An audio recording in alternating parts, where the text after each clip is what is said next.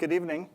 Thank you so much for coming. We were told to be a bit casual in our start because Hillary Clinton is on campus and she just finished speaking a short time ago. So we wanted to give people a chance to come over. Thank you so much for coming. This is the start of our symposium regarding digital tools for moving image analysis. We're very grateful to Dan Rockmore from the Newcomb Institute and Mitch Davis from the Office of Information Technology and Consulting for their kind generosity in sponsoring this event. Welcome to all of our guests. I hope you saw that in your program, you can identify who our guest participants are. There'll be a reception after about an hour-long presentation, and you feel free to meet the participants and talk them up. We're very delighted that this project is underway, and thank you for coming. So I'm going to give a fairly breezy overview of the Media Ecology Project. This event is sponsored in large part because our project was very fortunate to win 2 advanced NEH grants the end of last year, bringing a little over $500,000 to the college. And that got a lot of people's attention and some participation. So we're delighted by that as well. My name is Mark Williams. I'm Associate Professor in Film and Media Studies and the Director of the Media Ecology Project, and happy to convene this event. If you're interested in further information, we have a nice WordPress site that talks about our various pilot projects. There's a good overview of the beginnings of the project in this important online free collection about media history and the digital humanities. But the background of the project goes back to a Humanities Institute back in 2005 that I convened called Cyberdisciplinarity. And look at that young man who's clearly stepped in from a very humid day and nevertheless deigned to have his photograph taken. It was a really wonderful event and made a great impression, particularly at that moment at Dartmouth. It convinced the dean of the faculty, for example, to get alumni money to pay for a new position, a chair in the digital humanities. And I was lucky to chair the search for that position, and we hired my excellent colleague, Mary Flanagan. It also meant that when another opportunity arose soon thereafter for Dartmouth to participate in a very ambitious digital humanities project called Project Bamboo that was convened by members of the University of Chicago and UC Berkeley, they asked me to be the faculty member to attend Project Bamboo. And Bamboo was very freewheeling, and I let them know that I would be attending, and they said, "Oh, congratulations. You have 7 minutes. What does your field need?" I said, "Wow, a whole 7 minutes?" So I kind of made up this project on the fly, and it's really had legs. Project Bamboo is no longer with us, but the Media Ecology Project is still with us. And it's grounded in several of the principles that Bamboo articulated. Most digital tools have been made for the sciences. There's a crying need in the arts and humanities, but if every institution tries to do everything, we're doomed. It's far too big a task, so we need to think forward, think creatively, act collaboratively, and that is exactly what we do with MEP. For my emphasis at the conference, I really wanted to stress that historical materials are significantly faded, but for the work of archives, and the academic and scholarly community really has to contribute back. It's actually news to a lot of people when you explain Media Ecology Project that it's trying to save moving image history, and they'll very often respond that, I see 1,000 new cat videos an hour on YouTube. Moving images are ubiquitous and eternal, and they need to be taught that the important stuff and the stuff that really matters, not to knock cat videos, but the stuff that really matters historically is in trouble, and archivists are really treading water trying to maintain the responsibility to their task. So we need to help. And the magic box, which is what I call these devices, is a great boon to that. We met a kind of a perfect storm moment in the archiving community where they were starting to turn the corner from preservation alone to preservation plus access. And they were also creating digital files as part of the preservation workflow. So it's really kind of a perfect moment to think about these contexts. So we convened a project here at Dartmouth in 2013 about Media Ecology Project. Some of the people here in the room participated in that symposium. And we brought together technologists, archivists, scholars, interested parties. And we're somewhat confident that it would be a difficult conversation, what we might think of as a sack of cats. And it was the opposite. There was great consonance about how to proceed and why to proceed. And we took the ball and started to run with it. That's when my colleague John Bell became officially associated with the project. And it could be nowhere near where it is today without John. He's our architect and technological specialist and the co-director of the project. And we have had great success ever since. So as if by fate, I was invited a couple of weeks later to my first conference of the Association of Moving Image Archivists. And there was a panel about digital publishing, and I put together the slides from Project Bamboo and suggested that this would be a great audience to talk to about such a project. And it was a very successful panel, and once it ended, 4 archivists almost strong-armed me and said, what about those last 2 slides? We want to help you with those last 2 slides. And indeed, archivists have been the battery of the project ever since. They see the value of it immediately, and we learn so much from them and from their concerns and their demands and their protocols. So that quickly transformed into an association with Domator, which is a subfield of film and media studies about very early cinema and pre-cinema. I started having conversations with one of our guests here, Mike Michon, who's the director of Moving Images at the Library of Congress. And we really started to move forward and create a first nexus of archives that we're working with, and our first international project with the Films Division of India, a very important historic entity that was founded with Indian independence in the late 40s and has been producing documentary, educational, and experimental films ever since. In that light, I'm very pleased to be welcoming to our symposium this week Abubakar Sanogo from Carleton University in Ottawa, who is working on a very ambitious project to, if you will, collate the diaspora of film prints, films made in Africa that did not have an archive to reside in, and bring that back together. Very, very impressive project. And Juana Suarez, who's the director of the Moving Image Archiving and Preservation Program at NYU, and very much of an activist regarding archives at need existing in the Spanish-speaking world and the global South. So we're delighted to have them here to participate in the symposium and help us to think forward in terms of other strategic international plans.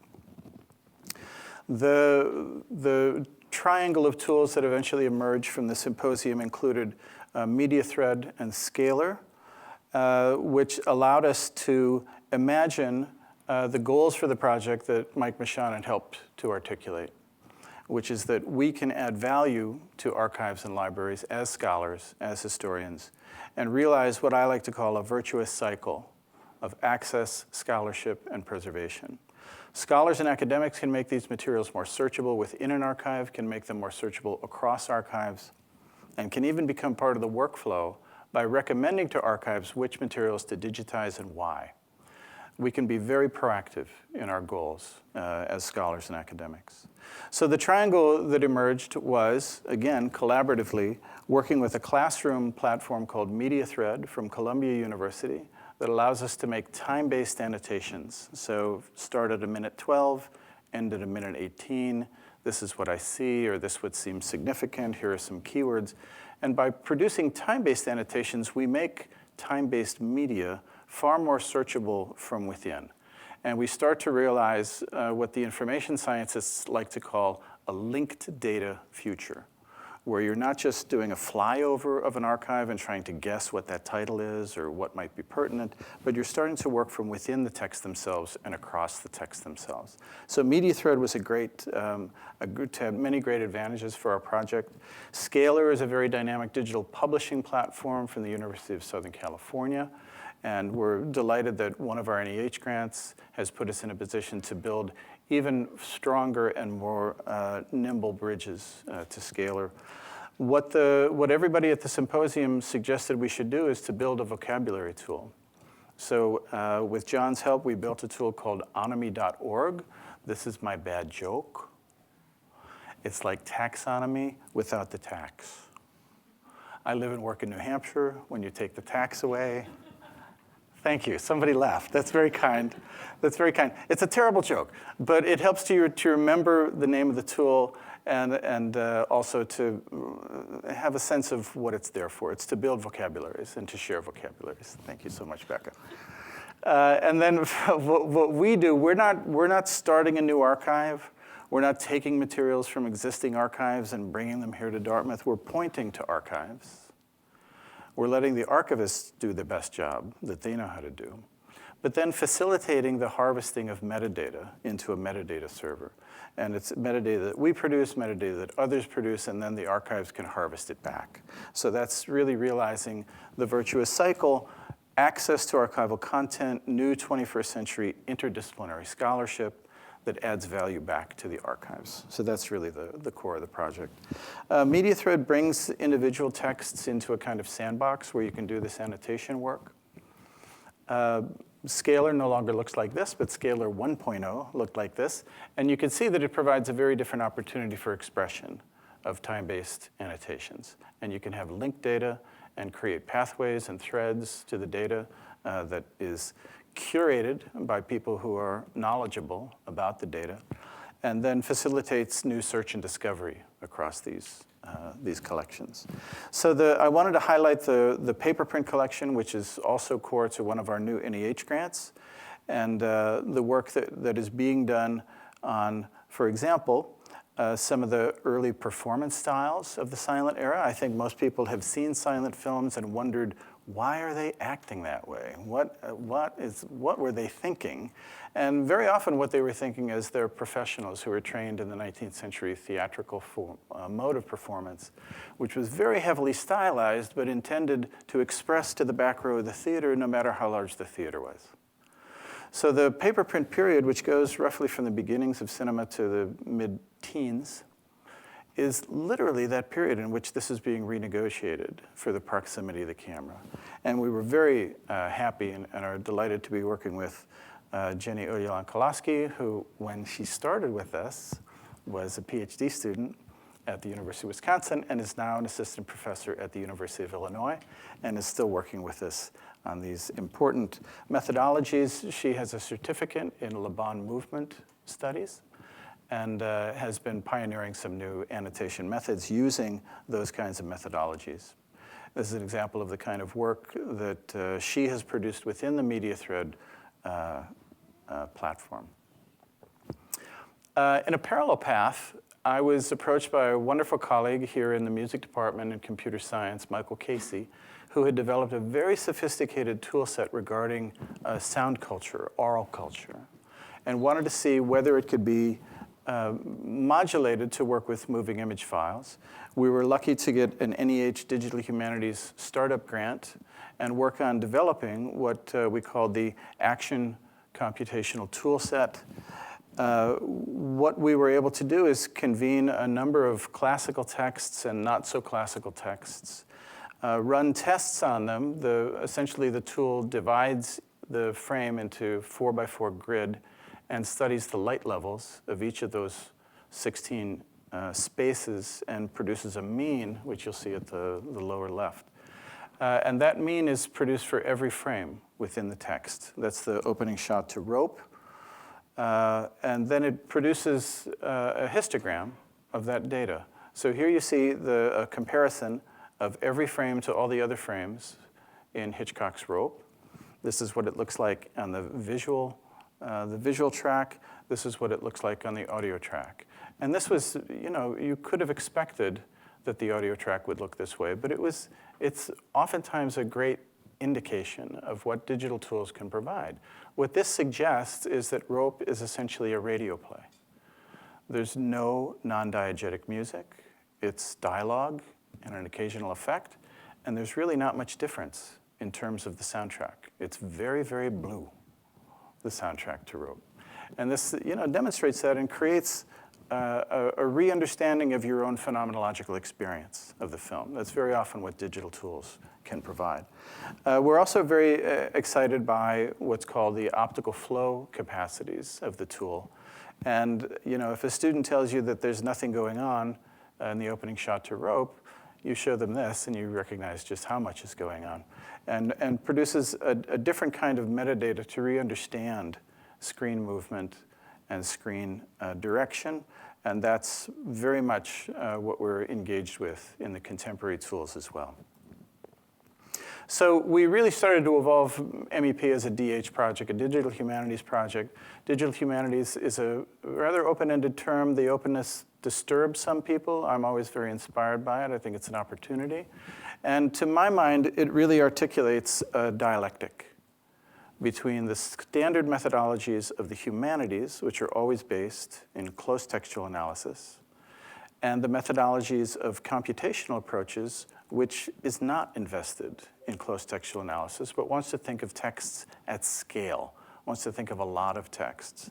This is literally a dialectic, and it's an opportunity for us, especially as humanists, to contribute to constructing the research questions that will exist and continue to grow in the digital humanities. So we really want to engage scholars, researchers, artists in recognizing that we have an opportunity to create an incubator for new research questions. Rely on experimentation of methods, new and evolving research questions. Recognize that this is always already about translation work, that different people are using oftentimes the same language to describe what they're doing with very different meanings. Walk into a digital humanities workshop and say, everybody, give me your definition of ontology. You'll get 5 or 6 different answers. So what that also means is we need to be especially collegial. We need to recognize there will be certain kinds of hurdles in understanding and meet those hurdles and transcend those hurdles, and entertain not only different levels of expertise, but in terms of our international goals, very different kinds of experiences and different kinds of perspectives. We are in a position to entertain descriptive metadata that comes from someplace other than the already understood subject headings, for example. We want to put people in a position to name themselves within these texts and entertain new kinds of descriptive metadata from the margins, and really especially engage what's important about film and media studies within the humanities, as opposed to a lot of digital humanities work, which is about words on a page. Not knocking words on a page. I was an English major. I love words on a page. But it's a very different object when you're dealing with time-based media. You want to actively engage text versus sound issues, research methods that engage audiences as well as scholars. Close versus distant reading, which was the dialectic that I just described, and these emerging complexities within the humanities regarding areas of intersectionality, post-colonialism, et cetera.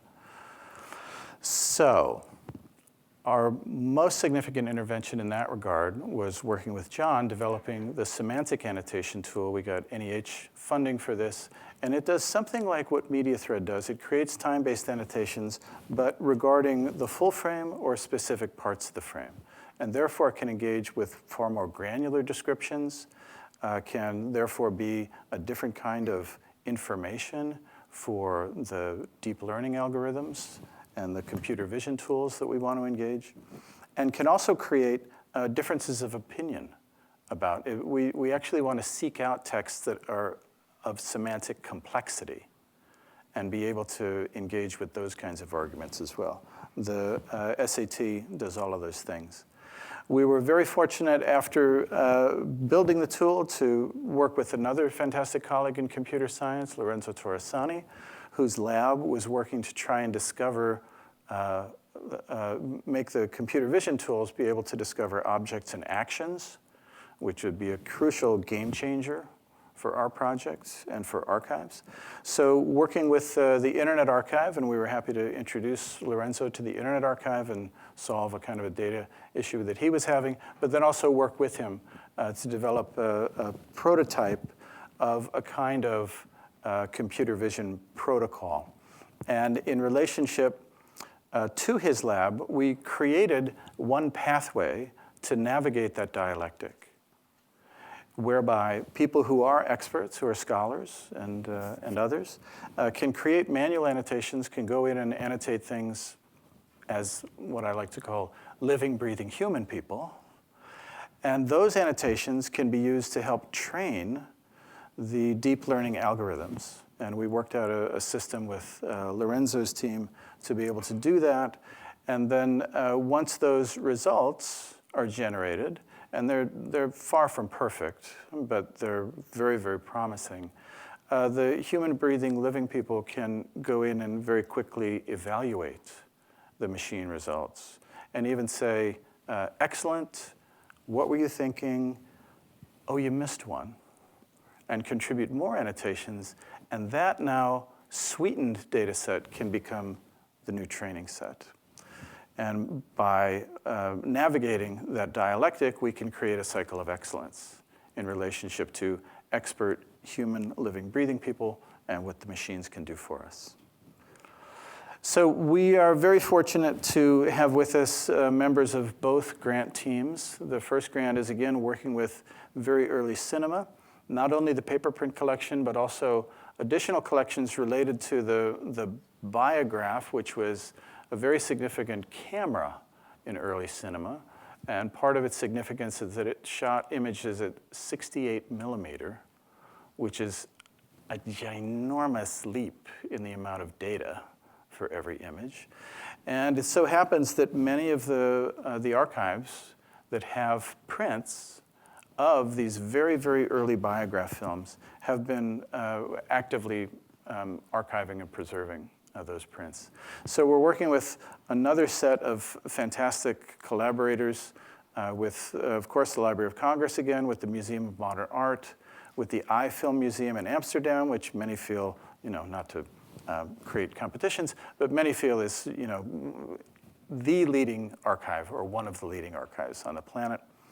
And also the BFI and many others in this collection. We're delighted to have with us one of the great emeritus scholars of early cinema, Paul Spare, who will be speaking in a few minutes and presenting a short selection of these biograph films that we were generously gifted from the iFilm Museum. So this is a very exciting project, mobilizing new ways to imagine the use of the semantic annotation tool and creating a data compendium in Scalar that involves the commingling of a lot of different kinds of data that will not just happily coexist with one another, but actually produce, again, new research questions. The second grant has to do with historical civil rights, news film, and other materials in a multitude of archives and smaller regional historical institutions. This is a list of the participating archives. We're delighted to have a number of very important scholars of civil rights history, of critical race theory, and also the experts in where these materials reside and how to best access them. And we're very grateful for Becca Bender and the advice and counsel she's been able to give us from the historical side. So again, we'll engage scholars to create complex semantic descriptions of these materials. This grant actually has two parts.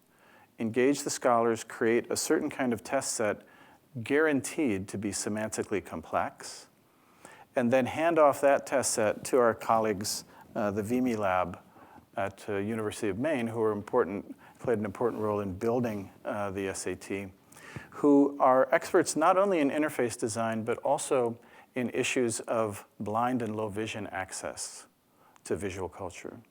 So they will be in a position to help to solve one of the key nuts that has been a source of frustration and also a certain blocking point in the relationship of archival access to the broader audience. There are a number of examples of archival access that wasn't sufficiently thinking about access to blind and low vision users, and they actually had to take down material because they hadn't done that. So this is serving a very important functional and social need in relationship to the collaborative and networked research that we pursue. So thank you very much. That's my opening presentation. I want to thank students Janine Sun and Long Do for their help in making things go today.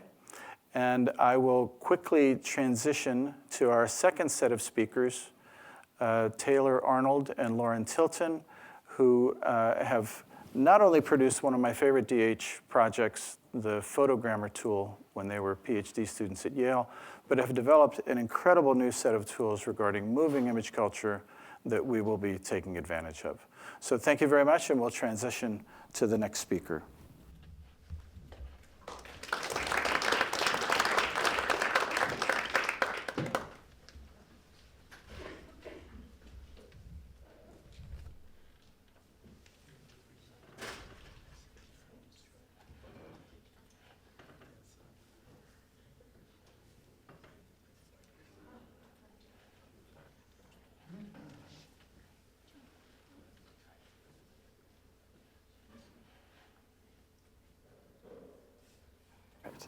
Thank you.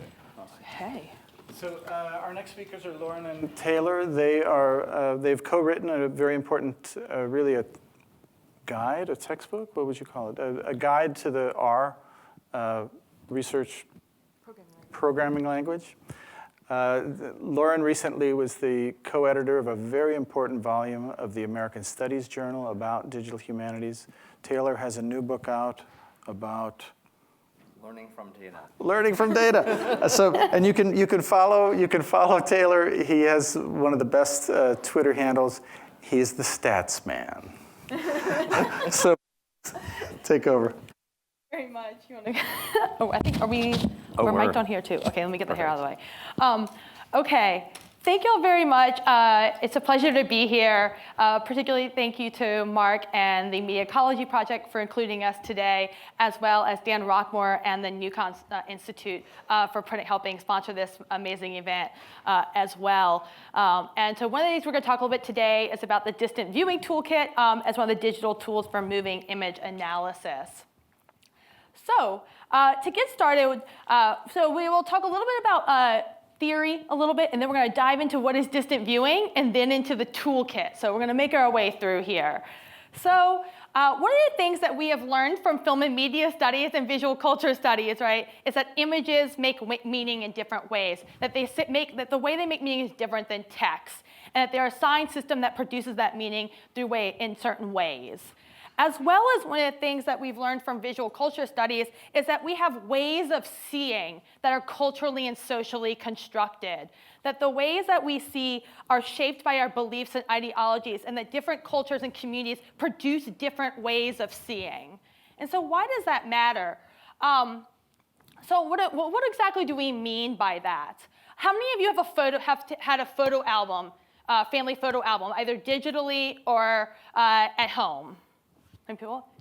How many of you have a photograph of someone you love or you blowing a birthday cake out? Maybe an image like this, right? We reproduce images of the same style and of the similar objects over and over and over again, right? So we create ways of seeing events and ways of seeing rituals in our lives and ways of seeing the world that are also culturally produced. And then we document them often in the similar ways. How many of you taken a photo over the Eiffel Tower, maybe? Put your finger over it like this, or at the Louvre, right? And we reproduce a visual culture around these. And we know this from scholars such as John Berger, but also Laura Wexler, Roland Barthes, Panofsky, Sean Michelle Smith, others who produce work about how visual culture functions. We also do this in film as well, right? We have the bird's eye view, right? Act of God, we come in at the beginning of a film often, right? And then we'll come back out at the end. So we've entered the world and we've come back out. And this is like a visual trope that we see over and over and over again. We also know that close-ups, so formal elements, will make meaning alongside the objects that are represented. So on the right, we have Joey from Friends. Some of you may have seen a poster that circulated that said we were going to talk a bit about Friends. So heads up, there's going to be a lot of talk about the Friends TV show. So a little bit of fun along the way as well. So why talk about ways of seeing? Because with digital tools, this becomes really, really important. One of the things that we are doing with digital tools and with computational methods is we're reproducing ways of seeing and identifying objects through computational methods, such as computer vision and machine learning. What we build into these algorithms, the code systems that we build, are not neutral. They are shaped by a series of assumptions that are built inside of them. Because what we have to do is when a computer looks at an image is we have to tell it how to see. We have to tell it how to view and go looking. And we do this through a series of methods like computer vision and machine learning. And so one of the things that we've been doing is theorizing how this process works in a term that we call distant viewing. That we actually have to acknowledge the semantic assumptions that we are making when we go and tell that code system what to go looking for. And that we have a lot of control over that and possibility is when we think about how we implement that computationally, which I will then turn over to my colleague, Taylor. So there are two things that we center our approach to working with large collections of digitized media. So the first one is to really take seriously the fact that visual materials make meaning and are stored computationally in a different way than other kinds of data. And then we can't just take tools that are built for other types of analysis and throw them to visual materials in a direct fashion. And the second one is to recognize that there are many fields, film studies, art history, media studies, photography studies, that take visual materials as an object of study, and we can learn a lot from those fields, taking them all together to come up with a good way of taking a computational approach to study large collections of visual materials. So one way that we like to think of what makes working with visual materials computationally difficult is to think about the way that computers see images. So computers see images just by seeing the pixels. So they don't see them the way that we do. So if you want to think about the way a computer thinks about an image, you can think about it zooming in really, really close to an image here. So this is what a computer sees when it sees an image. And I don't know if you can see what that is yet. It looks like we can maybe see some color. And as we start to zoom out, we start to recognize that this is a face. I don't know if you know who this is yet. As we zoom out a little farther, maybe it becomes a little bit more clear. So yeah, so that's Chandler from Friends. And then here's another face. So we start putting together the pixels. This is a face. This is someone else. Joey, yeah. So we do that, and the problem is this is how we think of images. We think of them as objects, as people, as feelings, as ideas, but computers think of them the way that we saw when it was super zoomed in. They just see these pixels. And the difference between these two is what we call the semantic gap. And what we need to do is distant view. We actually need to go from the way computers store and think about these images to something that matches the way we think about images, which is having these semantic meanings. And they can be very simple from just what's there to more complex, like what are the feelings and moods and emotions that are captured by them. So our process that we call distant viewing is this two-step process. So the first one is that we need to encode semantic elements from the images in a collection. So that would be actually going from those pixels to things that represent the semantic elements we want to study. And then once we've done that, then we can go and aggregate those at scale. And then that's where we can actually go and use a lot of the tools of statistics and data science and visualize and plot and model and see what's going on in the collection as a whole. And that's the distant part of the distant viewing. Just to show again, here we have an image. We have to tell the computer what to look for.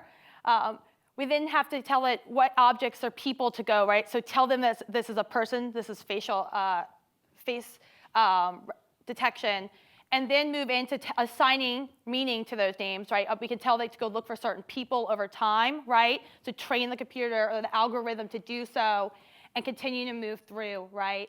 And then this is where it's starting to start to get tricky, right?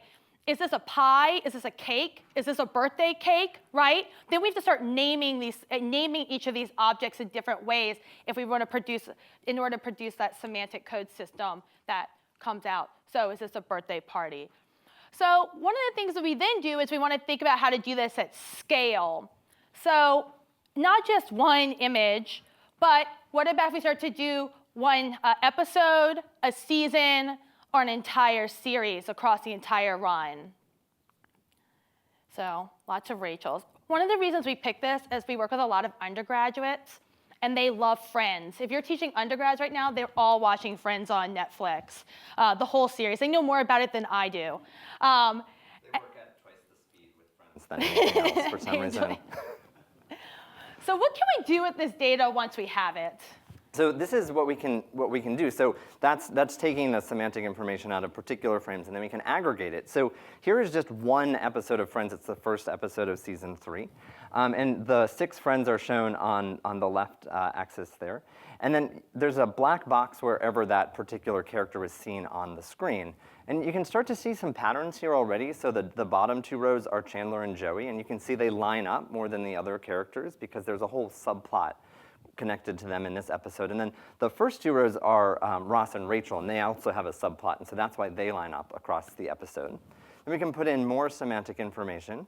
So we can actually put in what are the locations. So each of the colors here represent one of the 4 main locations on the Friends set.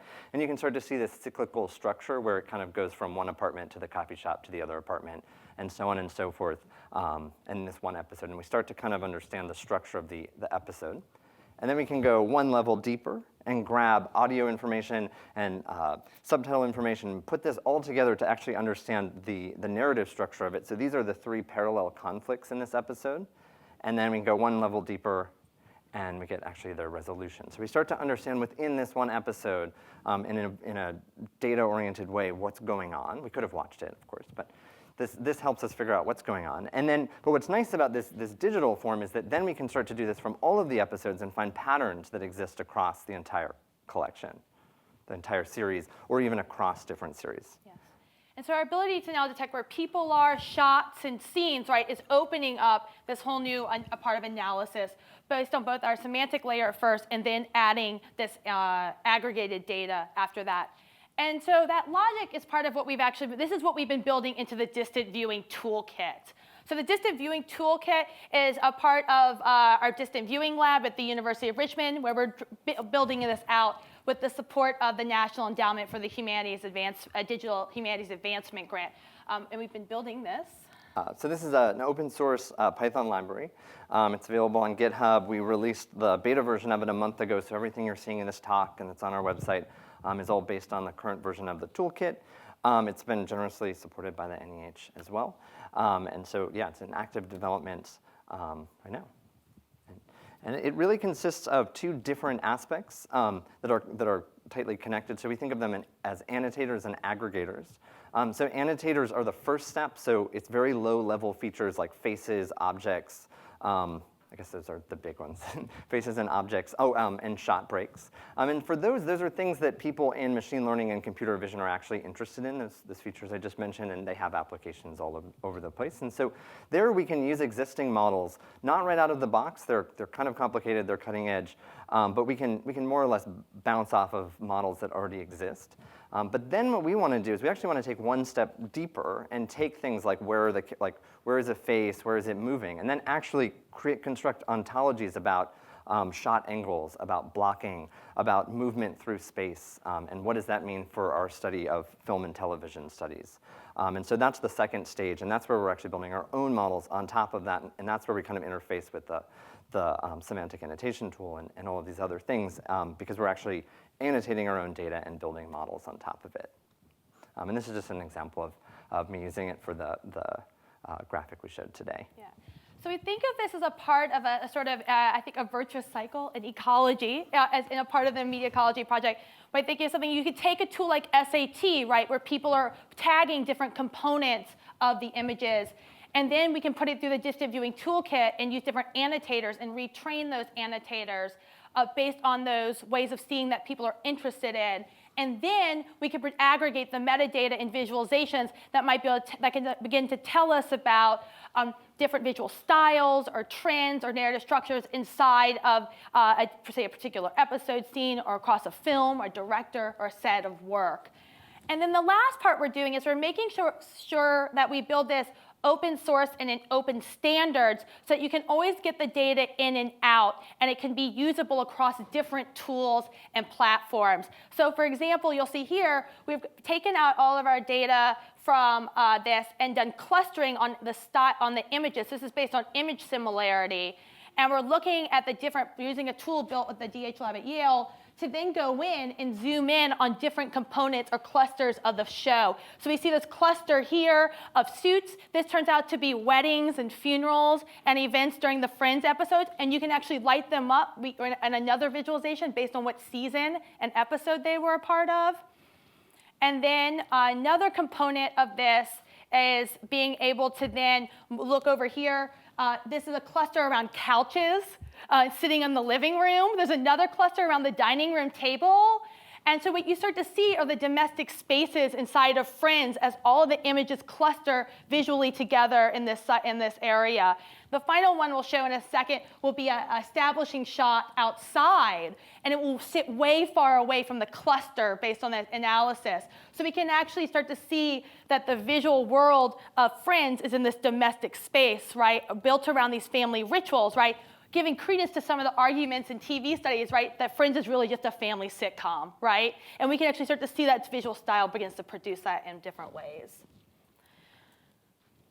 So we'll zoom out here a little bit more one more time. So along with building this digital tool and along with this larger ecology, we see that the really exciting potential is, while Friends is a fun example, right, and our students love working with us on it, and we've been really excited about work in TV, what do we are able to do this at large scale, right? So we could do this with Friends, but what if we look at the sitcoms from across the post-war period, right?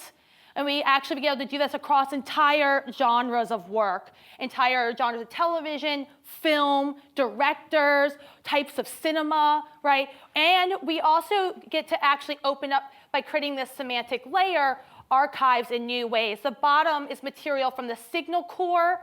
This is material that has no descriptive metadata. What if we are able to generate that metadata, create discovery interfaces, and open up entire new ways into the millions and millions of hours of moving images that we have difficulty accessing in different ways? And we think of that in this broader ecology of tools, many of which are pioneered by our other colleagues that we'll be hanging out with tomorrow. But what are the possibilities here when we think at this larger and larger scale? So thank you.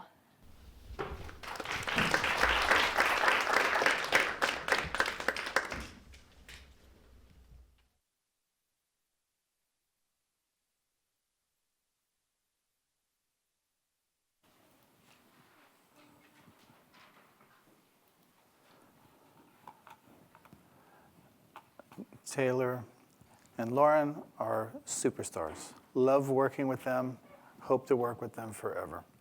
So finally, we have a selection of very early cinema shot in 68 millimeter that will be introduced and narrated by our great friend and scholar, Paul Speer, who we're delighted could be with us today. And I am going to try and run the technology a little bit and see how we want to proceed. But please welcome Paul. You're going to move this. Yeah. I'm taking you to quite a different area than what we've been in. It started off in my life working at the Library of Congress. They hired me to play with a lot of the very early films that had been sent to the library on paper. This was done because they could copyright it that way. And it was a record going back to the very beginning of cinema. And I became quite fascinated with it, and I've retired from the library, and I don't play with paper prints anymore, although I fuss about them every once in a while. But I've become quite fascinated with the character of early cinema, and particularly with the Biograph Company in part because there's been a great deal of attention to the other major film company of that era, the Edison Company. And much of the attention with the Biograph Company has been on their later productions. But I've been looking at the very early cinema, and I've found it quite fascinating and rather sorely misunderstood.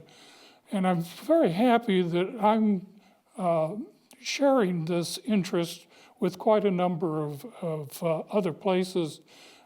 Mark mentioned iCinema and British Film Institute, who have been very interested in restoring these very early Biograph films. And by sheer coincidence, I found out today that the British Film Institute is presenting a whole program of these Biograph films at their theater in London today. So you will get to see a branch of what people in London are seeing today. So, should we just go to the films, or did you? yeah. For many people, Biograph brings to mind D.W. Griffith, or the long protracted lawsuit between Biograph Company and Thomas Edison, which lasted for a decade. But something important was forgotten or overlooked. Between 1896 and 1900, the Biograph was the most popular movie experience in the world. Almost universally considered the best. Why? Biograph projector gave a very large image, 68 millimeter, almost 70 millimeter. It was the steadiest image in an age when people called the movies the flickers. They also produced a group of new films quite regularly that were well made and very much worthwhile watching. And you'll get to see some in a few minutes. Here's some background information on the company. It was incorporated as the American Mutoscope Company in December of 1895. Mutoscope was an advertising device originally, but it could also be looked to view entertainment. But you saw the images on cards, and you twisted a crank, and they changed. And the idea for advertising was that it would show something that was very hard to describe. And this appealed to investors, so it was a very well-financed company. There was almost $2 million worth of shares issued, and it was very well subscribed. The group that designed the Mutoscope were a very interesting group. They called themselves the KMCD, and they were four friends who shared a strong interest in novelties. And they financed the company by assigning the patents that they had on a variety of machines. Elias P. Koopman was the K of the KMCD. He was a businessman.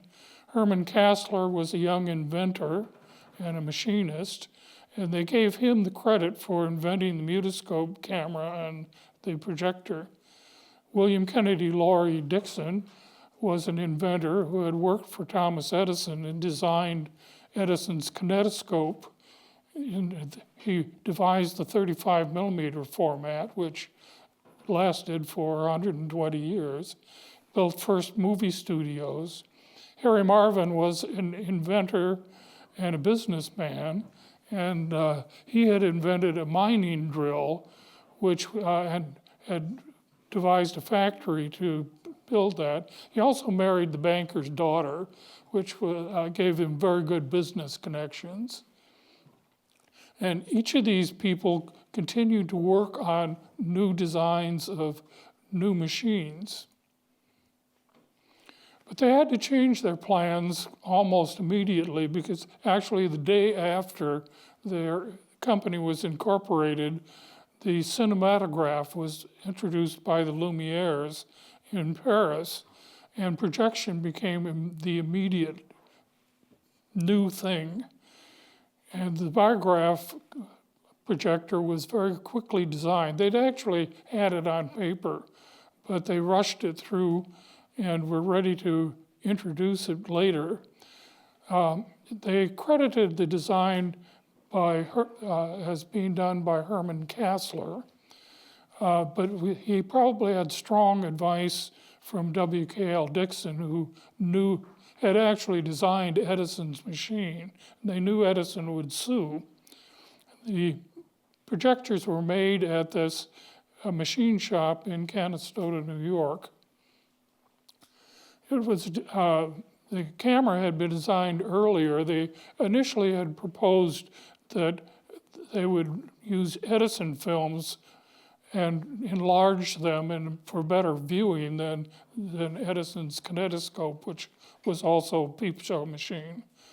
But Edison said no, he wasn't interested in that. So they built a camera to make films for the mutoscope. And it used film for Kodak still cameras. The film had to be advanced by friction because that evaded Edison's design, which used sprockets and sprocket holes in the film to advance the film. The result was a large and very steady image. You can see here the comparisons of the image that they projected with the 35 millimeter that's on the bottom of the screen over there. The camera was designed with an adjustable speed. It could take up to 40 frames a second, but they rather quickly standardized to about 30 frames a second, which was about twice as fast as most of the competing machines. The result was a steadier and more consistent image on the screen.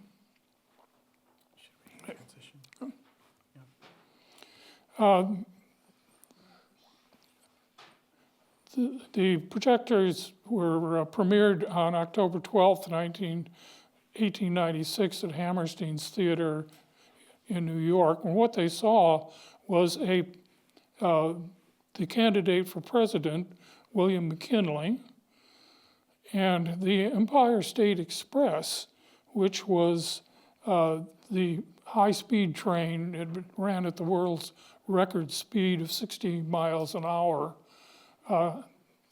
along the New York Central Railroad. And that will be one of our films. Yes, that we you show will today. see it.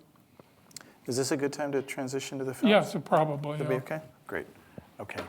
So thank you very much, Paul. And we will also count on you to narrate our film program, which is right here. So again, thanks to the iFilm Museum for making these materials available to us.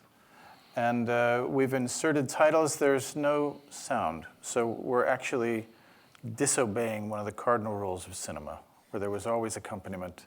So we will have some narration in lieu of a piano player. You're about to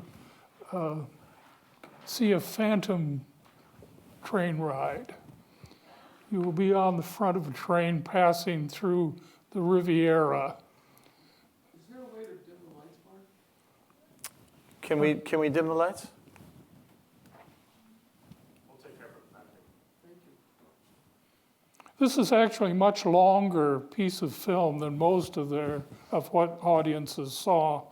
The standard running time for most of the biograph films was less than 1 minute, sometimes 30 or 40 seconds. And we see the evidence of the friction Yes. in this print. So the pinch rollers is what leads to those white spaces toward the bottom, because there were no sprockets. It was a pinch roller system. So some of the early films, you see the the wear and tear on the print that evolved.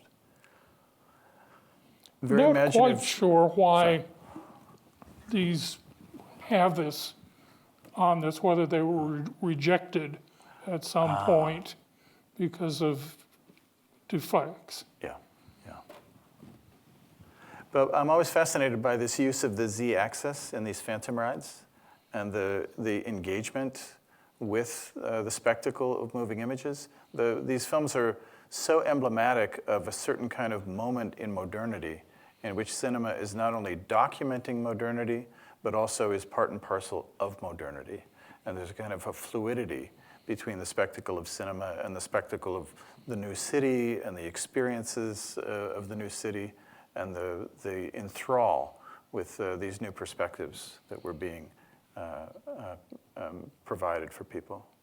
When they started doing these phantom rides, they were quite a sensation because they gave audiences a different feel for what the moving image was. They felt they were taking the ride, and the responses were quite remarkable with them. And there were enough of these made that for a while, about 1907 or 8, there was a concession called Hale's Tours, where you could sit on a railroad car and they would project them at the end of the car.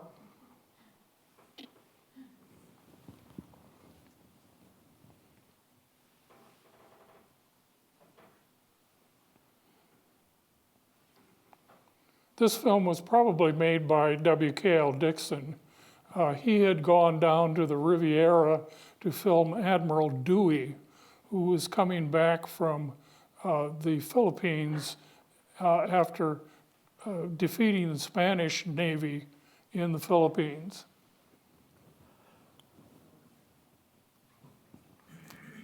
And one of the interesting facets of the Biograph company was how it inspired companies' offsprings in different European capitals. Yes.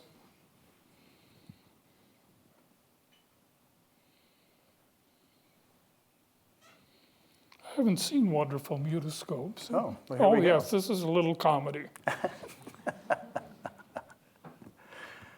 It's British comedy. And it demonstrates the peep show quality of the device. Yes. That it was available as, again, part of this new urban experience, part of modernity. And this little boy is sucking the cigarette and creates an episode. Now we will take you back to the beginning. This is one of the first shots that the company made for public showing in 1896. This is a corner that is right near where their office and studio was on Broadway and 14th Street in New York City. And this shows the city traffic at the time. And this is view on the boulevard. This was a bicycle exposition. The boulevard was an area very close to where the Yankee Stadium was in Upper Harlem. And this is at the time that the bicycle craze was very heavy. The boulevard was also an area where people would go for carriage rides. Now is Empire State Express. And this was a sensation. Yeah. This film was made for the New York Central Railroad, and it was one of the most sensational films made in the early years. The train disappearing suddenly was quite a remarkable experience. This film is something of a mystery. It was shot around December of 1896, in New Haven, Connecticut. And the theater owner apparently wanted them to make this particular film. And it's the first comedy that the company made. Comedy in quotes, perhaps. Yeah. This is a little bit of actuality film. And this is Dixon as well, as I recall? Probably. Maybe, yeah. Yeah. Very interesting use of the frame. Yeah.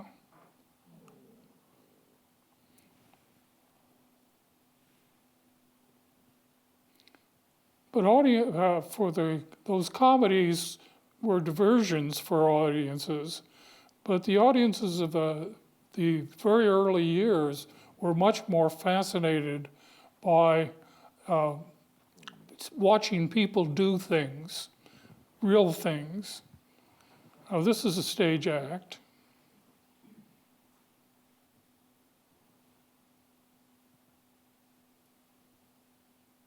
This is Professor Leonardus and his dogs.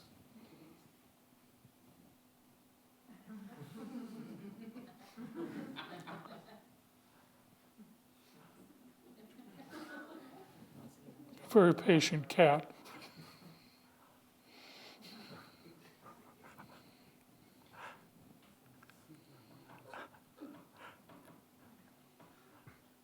It's very suspenseful.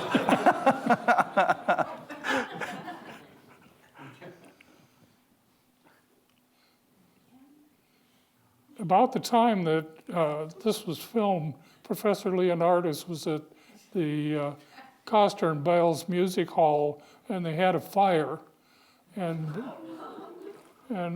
most of the dogs were rescued, but they had a time chasing them all down.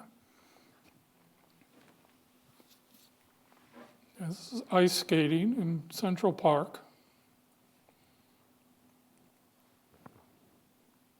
It's remarkable depth of field. Was that Yes. part of the camera design to Yes. ensure?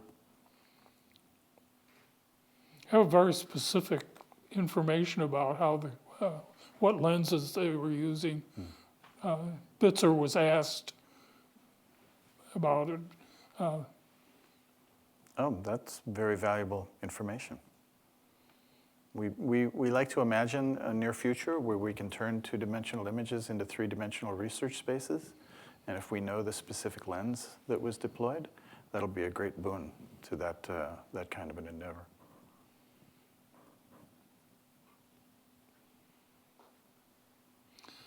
Watching fire departments run was a great favorite with the audiences of the day. And speed was part of the Appeal. appeal of the company, and they deliberately chose to make films that showed action.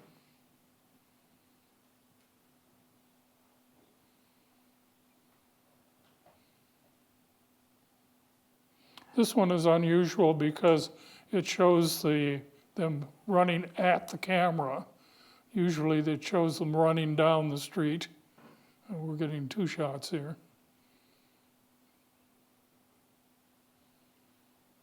And part of what I love about this film is you really get a sense of this new kind of sensorium of the urban space. And people are standing outside to watch these events, and they're sometimes aware of the camera, sometimes not aware of the camera. Sometimes the excitement is, in fact, that it's being photographed for the cinema. It really becomes a very complex space of subjectivity in history. Well, after a while, there's less interaction between the crowds and the camera. Right. It's more commonplace. Yeah. But they played in major theaters. In the Boston area, for example, they were playing at Keith's Theater in downtown Boston and a couple of other locations. and they deliberately shot films in the area so that people could see things that they were familiar with and look for their neighbors.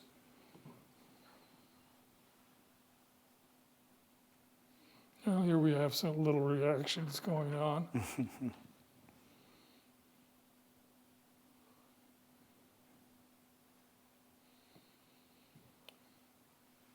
This is stage act.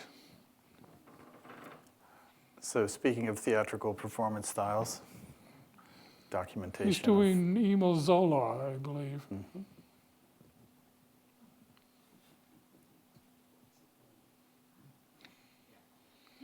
This is Dreyfus.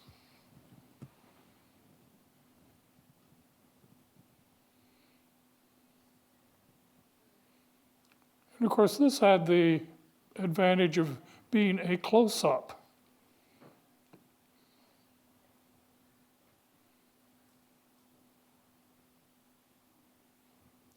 This was one of the first films shot on the continent in Europe in about September of 1897.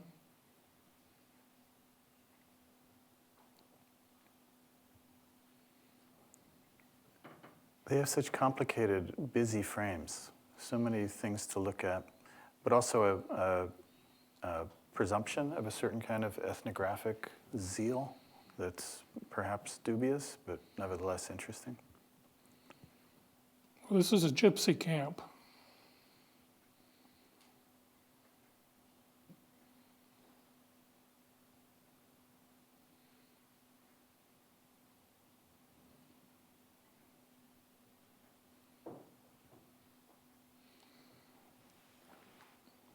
And here you are in Holland.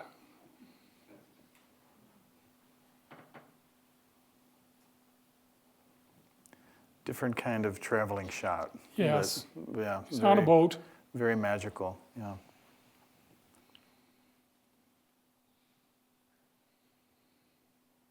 Well, they, of course, had to find something that was fairly smooth.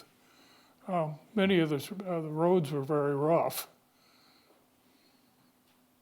They preferred the train. The boat is good. You get a little bit of wobbling, but not too much. And is this undercranked a bit? It seems like it's making quite a progress along the water. This is also filmed very close to the same place, the Children's Festival.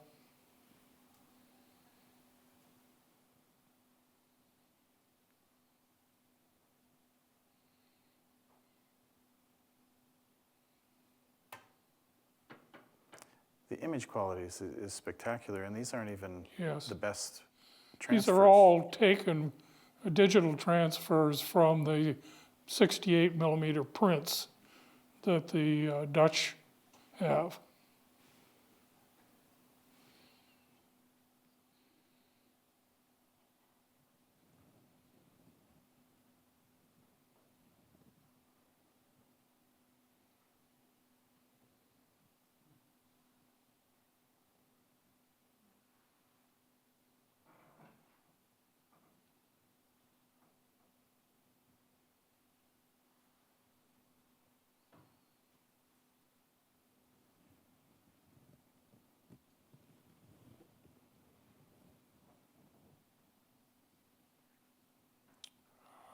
This the Kaiser commissioned this film, and he wanted the battleship firing all guns. I think a couple of them don't. It could only be a couple. There's a lot of guns firing. And this was another sensation in the theaters. Yes. This kind of military display. The royal families in Europe liked the movies a lot, and they interacted with the films very strongly. And another traveling shot, this one with a little bit of color left. And this would have been hand tinted? Hand painted, yes, and painted? frame by frame. And you're having 30 frames every second of watching time here.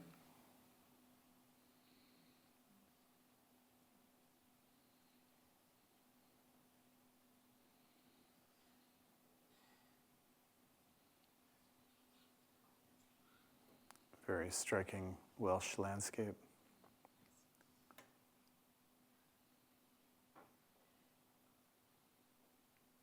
This is in northern England, actually in Wales.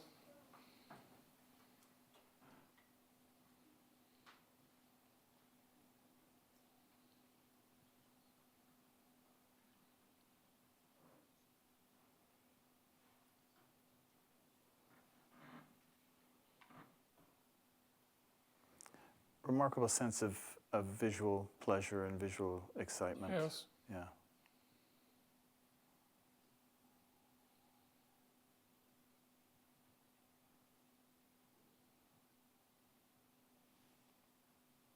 That's the end of our program. Yes. Thank you, Paul.